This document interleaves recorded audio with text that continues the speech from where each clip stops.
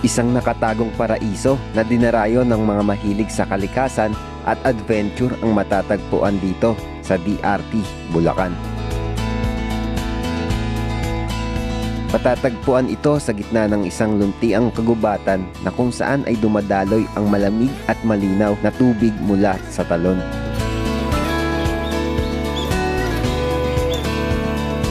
Sa lugar na ito ay masisilayan mo ang kahangahangang tanawin ng Carreta Falls na bumabagsak mula sa mataas na batuhan.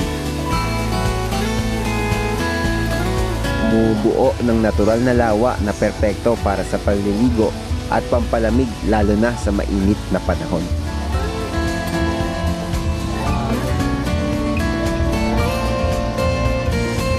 Ang paligid ay napapalibutan ng matatayog na puno, makukulay na halaman at malamig na simoy ng hangin na nagbibigay ng tunay na ginhawa at kapayapaan.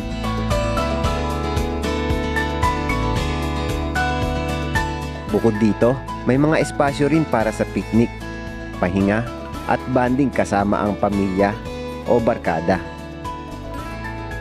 Meron din itong man-made pool na pwede din paliguan at pwede din mag-overnight dito dahil meron itong mga rooms.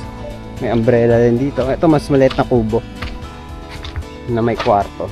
Pero bago ito mapuntahan ay bumiyahe muna kami ng halos 1 oras. Dinaanan namin ang magandang kalsada ng DRT. Ang rough road.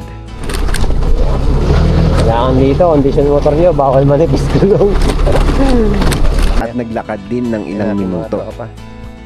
Nauna na.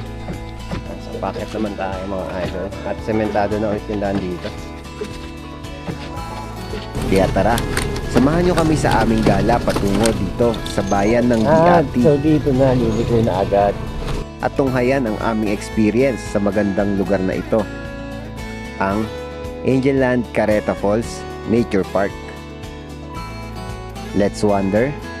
Nature trip tayo.